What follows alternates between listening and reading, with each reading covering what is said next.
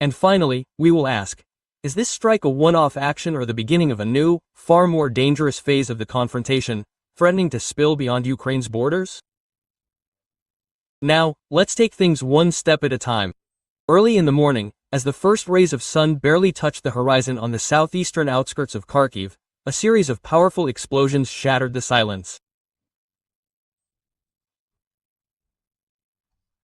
According to preliminary data, confirmed by multiple independent sources, Russian armed forces launched a precision-guided, coordinated strike targeting one of the most ambitious and strategically important developments of the Ukrainian defense industry, a new generation missile, codenamed Flamingo.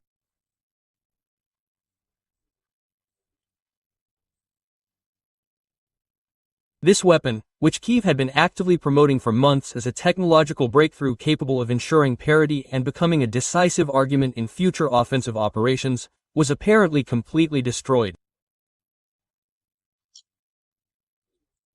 Military analysts around the world are already calling the incident a turning point in the first hours after the incident.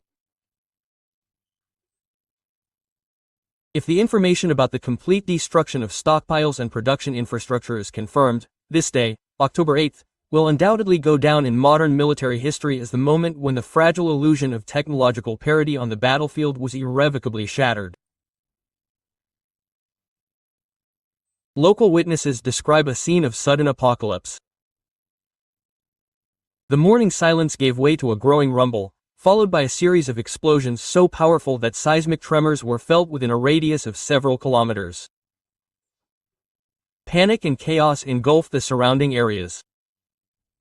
People rushing to work were forced to seek shelter. According to eyewitnesses, the attack was preceded by the rapid flyover of several groups of unmanned aerial vehicles, presumably serving as reconnaissance and fire spotters. Their appearance went virtually undetected by electronic warfare systems, indicating the highest level of preparation for the operation. The Russian military apparently acted with surgical precision. The main strike fell on carefully camouflaged warehouse complexes and assembly plants located in an industrial zone on the outskirts of the city.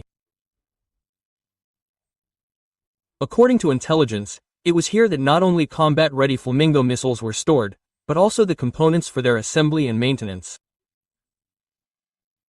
These missiles were a source of particular pride for the Ukrainian military-industrial complex. They were presented as an asymmetric response to Russia's superiority in long-range weapons systems, the key to future success on the front.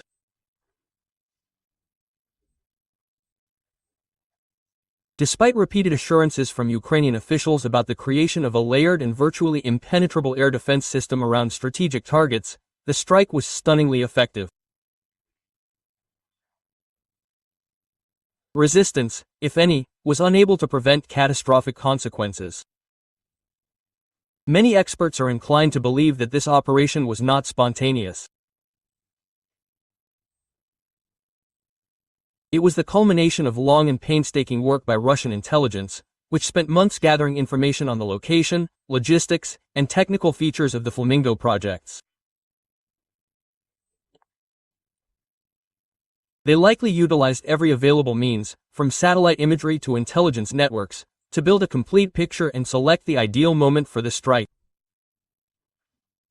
Preliminary assessments indicate that combined tactics were employed. Initially, kamikaze drones may have suppressed or distracted nearby air defense posts, after which ballistic and cruise missiles came into play.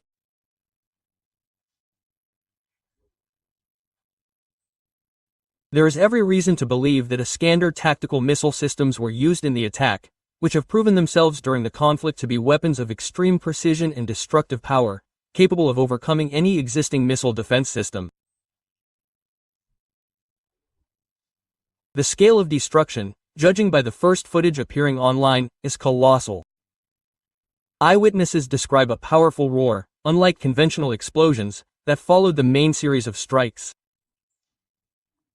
Experts speculate that this could have been the detonation of rocket fuel depots or the warheads of the Flamingos themselves. Some evidence points to the use of hypersonic missiles, which were able to penetrate deeply protected underground bunkers, leaving nothing but smoking craters. The strike struck precisely in the heart of an industrial zone, where, in addition to warehouses, all the supporting infrastructure was located: repair shops, transport hubs, and command centers. The chain reaction from the initial explosions caused a massive fire, which quickly spread to neighboring buildings.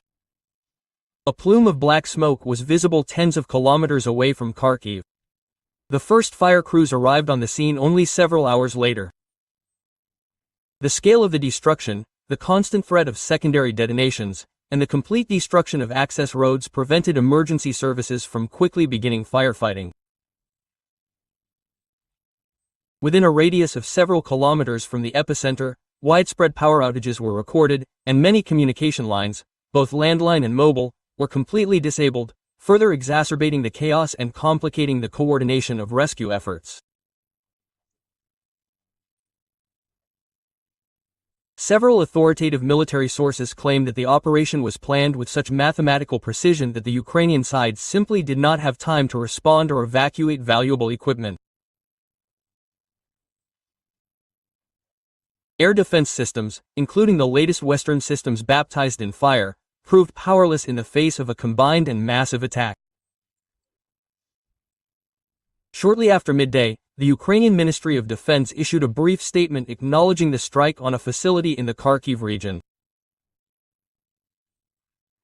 However, it called reports of the complete destruction of the Flamingo missiles exaggerated and the damage non-critical.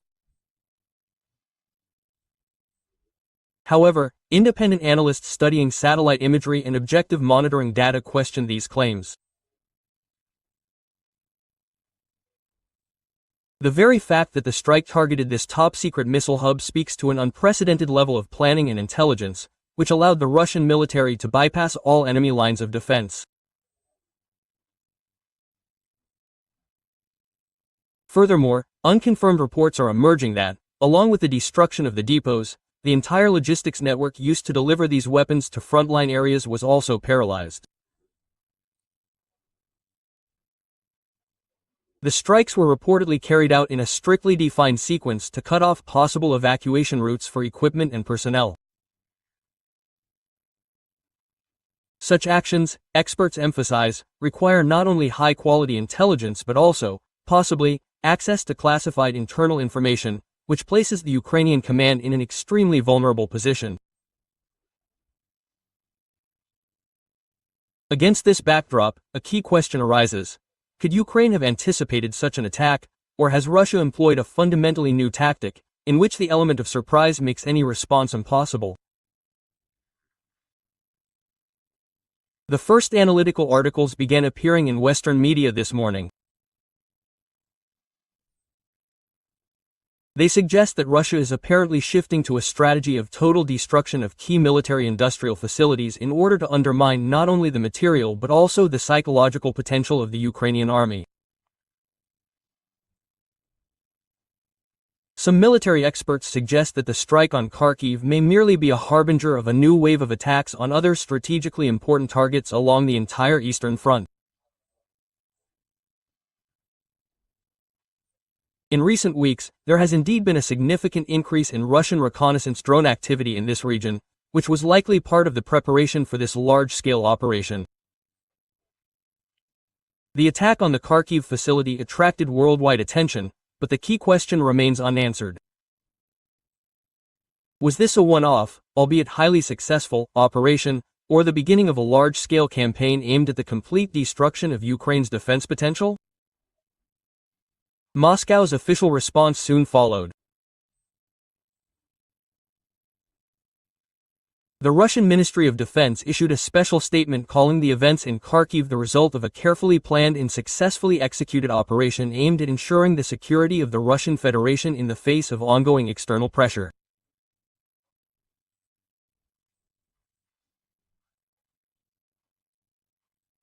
The statement emphasized that the destruction of the flaming missile arsenal was a preventive measure designed to neutralize direct threats posed by the illegal militarization of territories adjacent to Russia's borders.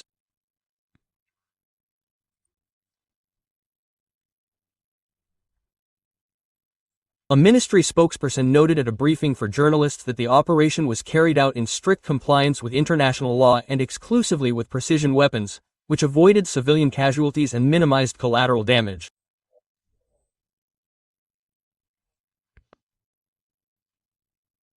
The Kremlin press secretary later commented on the situation, stating that Russia remains absolutely consistent in its policy of ensuring strategic stability and protecting national interests. According to him, this strike was a clear and unambiguous signal to all those trying to play with fire. Any attempt to further escalate the conflict will be harshly and uncompromisingly suppressed. Our position is clear, he noted at a briefing. Any aggressive measures directed against our country will be met with a prompt and precise response. Russia is ready and will defend its interests by all means available to it. Russian experts unanimously declare that the destruction of the Flamingo missiles could fundamentally affect the future course of the conflict. Renowned military analyst Konstantin Sergeyev, in his commentary for one of the federal television channels, stated, "These missiles were not just weapons. Ukrainian propaganda turned them into a real symbol, a fetish, which was supposed to play a key role in turning the tide on the front. Their advertised invulnerability and power were supposed to breathe new life into the army and society. Now, after their inglorious destruction, Kyiv's entire further strategy is called into question. This is not just a technical and material defeat. This is a powerful blow to the morale of both the Ukrainian army itself and its Western allies and sponsors." Sergeyev also pointed out that such a successful operation demonstrates the highest level of integration of intelligence, staff, and combat capabilities of the Russian side, which creates a colossal strategic advantage in the conditions of a modern high-tech confrontation.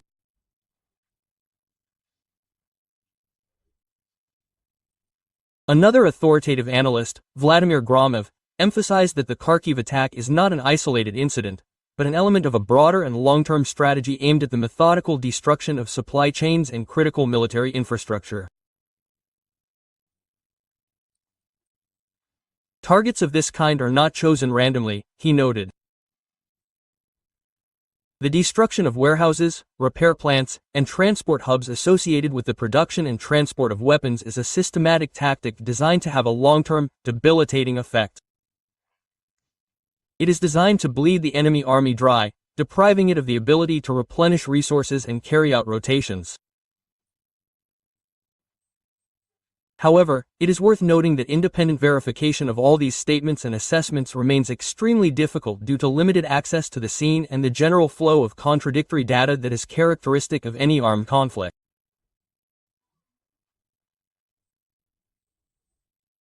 Some international observers have suggested that the real scale of damage may be either deliberately exaggerated by one side or criminally underestimated by the other, based on their propaganda goals. The Western reaction to the events in Kharkiv was predictably harsh, but at the same time extremely contradictory and nervous. Leading global media outlets, including American, British, and German publications, almost unanimously called the incident another crossing of the red line and a brazen demonstration. Quote, Russia's aggressive intentions. Analytical publications in influential newspapers such as The Guardian and The Washington Post, as well as in the German magazine Der Spiegel, are built around the thesis that the attack on Kharkiv could become a turning point for NATO's entire strategy in the region.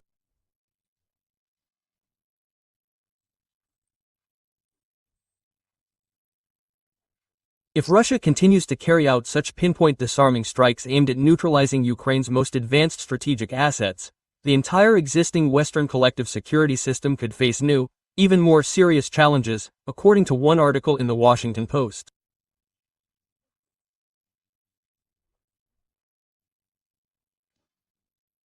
The reaction at the political level was immediate. The British Defence Secretary issued an urgent statement, in which he said that the attack on Ukrainian weapons using technology that even Western air defense systems apparently could not resist was deeply concerning.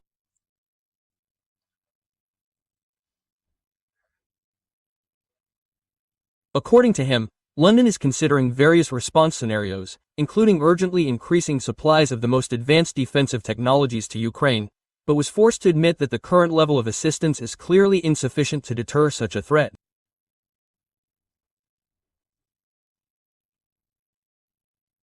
French speaking to reporters on the sidelines of an emergency European Union summit, the president strongly condemned the incident and called Russia's actions irresponsible and leading to further escalation. He emphasized the urgent need for a complete review of the entire European strategy regarding the conflict. The United States, in turn, adopted its traditionally harsh rhetoric.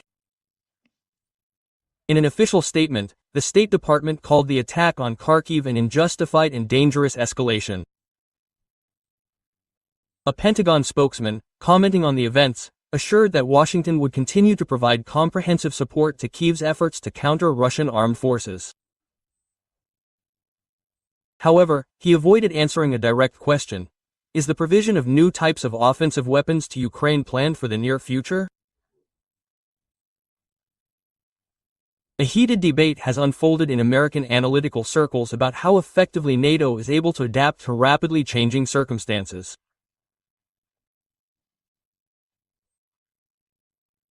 One of the alliance's former senior officials, in an interview with CNN, expressed serious concern that Russia appears to have found systemic vulnerabilities in the defense model that the West was building for Ukraine. He emphasized that the collective response must be swift, decisive, and, most importantly, technologically superior. Otherwise, NATO risks irrevocably losing its role as a key deterrent in the region. However, behind all these loud statements and calls for new, crushing sanctions, which are already being actively discussed in the corridors of power in Brussels and Washington, many critics see deep doubts about their real effectiveness. The Vice President of the European Commission, in his comments to Reuters, essentially acknowledged this dilemma. We face a very serious choice. Further tightening of the sanctions regime against Russia will inevitably exacerbate the already severe economic problems within the European Union itself, which, in turn, could undermine public support for our actions. Germany, which has been suffering for several years from a severe energy crisis caused by the breakdown in economic relations with Moscow, has taken an even more reserved and cautious stance. The German Chancellor stated that support for Ukraine is absolutely necessary. But carefully avoided any mention of any immediate military or radical economic retaliatory measures. Numerous international analysts note the growing gap between the threatening rhetoric of Western leaders and their actual actions. Sanctions can certainly increase the overall economic discomfort for Russia in the long term, but they are absolutely incapable of quickly stopping such high-tech military strikes. Against the backdrop of the events in Kharkiv, concerns are growing that the West is beginning to lose the strategic initiative. Comments are appearing in influential publications about Russia increasing not only military but also moral and psychological pressure, presenting its actions as a logical and forced response to provocations. And this significantly complicates NATO's efforts to consolidate a unified position among all members of the alliance. And finally, the key question that is being heard today from the lips of most Western analysts: will such an attack be able to provoke a fundamental revision of NATO's entire strategy? Growing internal divisions, serious economic problems in the European Union and growing public discontent over the protracted Ukrainian campaign is creating enormous pressure on political elites. Even in countries traditionally considered the most active supporters of Ukraine, calls for a reconsideration of existing approaches are increasingly being heard. Against this backdrop of difficulties, two main camps are forming within the Western establishment. Some, the so-called hawks, are demanding an immediate tightening of sanctions and a significant increase in the supply of the most modern weapons, including long-range missiles. Other doves are calling for an urgent search for a diplomatic solution that could de-escalate the confrontation and prevent it from escalating into a global conflict. The consequences of the strike on Kharkiv facilities and the presumed destruction of the Flamingo missiles will undoubtedly be long-term and multifaceted, capable of seriously affecting the entire future course of the military conflict. Events of such a scale inevitably force a regrouping of forces and a fundamental revision of strategies on both sides. For the Ukrainian army, this means the emergence of a colossal challenge associated with organizing supplies to the front. The loss of not just a warehouse, but a key logistical and production base, where the concentration of significant stockpiles of unique high-tech weaponry will inevitably complicate the operational preparation of any new offensive operations.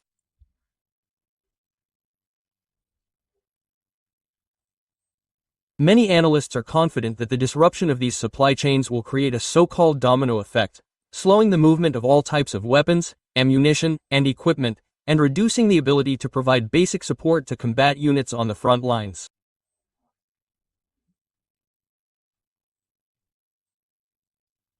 Such a blow not only deprives the Kyiv army of a vital and possibly irreplaceable arsenal in the short term, but also critically increases the imbalance of forces at the tactical level, giving the Russian side an even greater advantage in long-range weapons. On the other hand, the damage inflicted on the Flamingo project is not only a material loss, measured in hundreds of millions, if not billions of dollars. It is, above all, a powerful psychological blow. The destruction of one of the main symbols of the so-called Ukrainian technological breakthrough, which was presented as proof of the country's ability to independently create the weapons of the future, calls into grave question the state's ability to effectively defend itself and develop its defense potential in the current situation. Modern high-tech warfare. According to Russian experts, this attack is forcing the Ukrainian command to urgently reconsider its priorities. Now, a significant portion of resources that could have been directed to other key areas will be diverted to attempts to restore lost positions and find replacements for destroyed weapons. Under conditions of increased fire control over supply lines by Russia, this will further complicate the replenishment of arsenals, which could ultimately lead to an irreversible decline in the morale of troops on the front lines. For the North Atlantic Alliance, the consequences are also obvious and extremely unpleasant. This attack clearly demonstrates serious shortcomings in the bloc's strategic planning. Despite colossal financial and technological investments in the modernization of Ukraine's defense systems, NATO was unable to prevent the destruction of its allies' key technological advantage. Now, pressure will undoubtedly increase within the alliance on member states to increase the supply of more modern and expensive weapon systems. However, this process is fraught with enormous financial and political difficulties. Western states are already facing harsh domestic criticism over the multi-billion-dollar spending on the Ukrainian conflict, while worsening economic and energy crises are forcing their leaders to increasingly consider the long-term consequences of their decisions for their own citizens.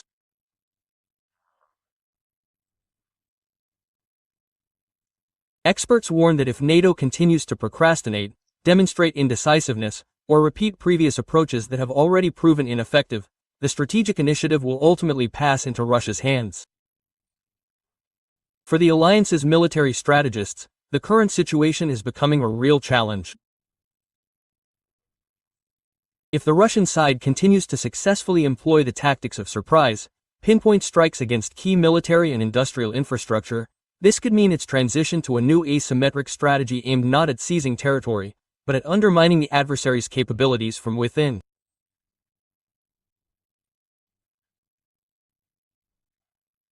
Some experts in the West are already declaring that the current state of the conflict requires more active and direct NATO intervention, including significantly expanded cybersecurity and intelligence operations, to try to bridge the gap in the capabilities of the parties. However, the disunity in the approaches of individual countries within the bloc to this issue and the fear of the ongoing confrontation with Russia significantly limits the adoption of a single, consolidated strategy. The results of the strike on Kharkiv have already begun to change the very perception of the parties to the conflict on a global scale. This action, carried out by Russia, strengthens its position as a power capable of effectively outmaneuvering even the most ambitious and expensive technological projects of the West. According to many experts, such strikes create not just a short-term, but a long-term strategic advantage.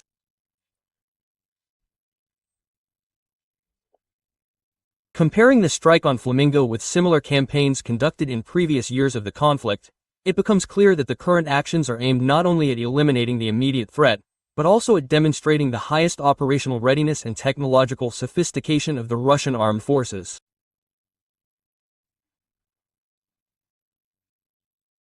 All this finally destroys the myth of potential parity of forces, which Western politicians have long tried to build, and creates entirely new harsh realities on the battlefield. Many military analysts have expressed reasonable assumptions that the strike on the Kharkiv complex could be only a prologue, the beginning of a new, echelon strategy for Russia.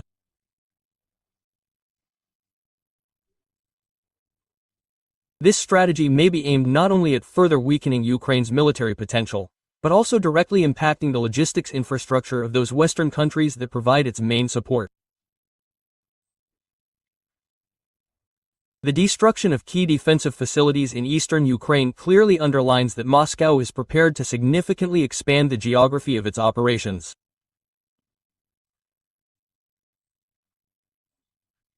While previously strikes were primarily focused on border regions and the immediate theater of military operations, the experience of recent campaigns demonstrates Russia's increased ability to adapt and launch strikes that not only hit strategic targets but also create a powerful political and informational resonance far beyond the combat zone.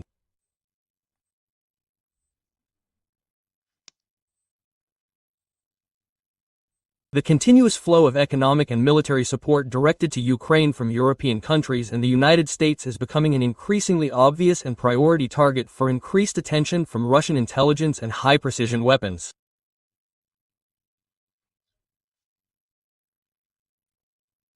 The use of advanced technologies, including hypersonic missiles, which were presumably used during the Kharkiv operation, opens up fundamentally new capabilities for the Russian military.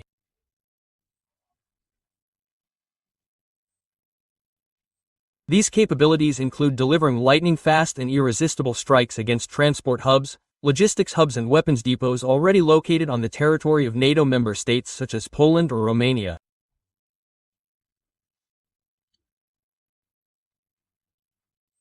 Western experts are alarmed that if Russia were to launch such attacks outside of Ukrainian territory, it would pose a direct and unequivocal challenge to the entire collective security system of the North Atlantic Alliance and a severe test of its true resilience.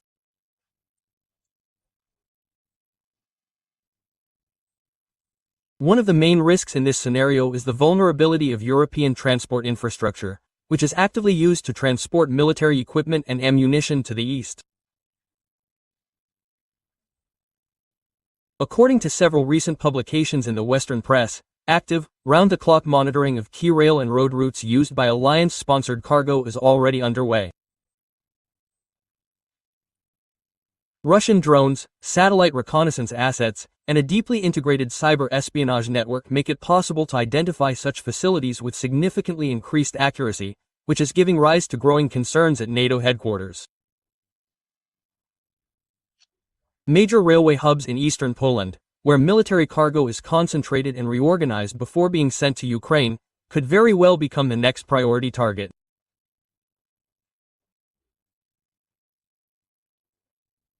Such strikes could not only significantly delay the delivery of vital weapons but also send a clear signal that NATO's vaunted defenses are vulnerable even on the territory of its own member states. The threat of further escalation of the conflict is also heightened by recent large-scale exercises of Russian strategic forces. According to analysts, such large-scale maneuvers, conducted in close proximity to Russia's western borders, can no longer be viewed solely as a show of force or muscle flexing. Such actions are preparing a real platform for projecting threats not only at the diplomatic level, but also at the practical military level. This includes practicing possible operations beyond the territory already engulfed in combat. Particular attention should be paid to how Moscow is exploiting the current situation to shape a new alternative geopolitical reality. The successful strike on Kharkov strengthens Russia's position as a global player capable of exerting a decisive influence on the outcome of regional conflicts, effectively ignoring the traditional deterrence strategies used by NATO for decades. Within the organization itself, this leads to the intensification of a heated debate about the need for a fundamental revision of the entire defense doctrine and a further strengthening of the military presence on the eastern flank. However, these steps, in turn, are being harshly criticized by those member states that fear direct involvement in an open conflict with a nuclear power. Nevertheless, the current context clearly indicates that the world is facing a new, far more dangerous phase of global confrontation, which requires all parties to radically revise existing international approaches to deterring and stabilizing such conflicts. In conclusion of our today's edition, I would like to say a few words directly to you, our audience. Our channel exists and develops only thanks to your support and your active participation. In our day and age, when the information space is oversaturated with conflicting versions, outright fakes, and subjective assessments, it is especially important to preserve the few platforms that strive to offer a balanced, objective, and analytical view of current events. If you value an independent approach and consider it necessary to receive materials that cover the situation without ideological filters and propaganda cliches, your activity is especially valuable to us. Significant.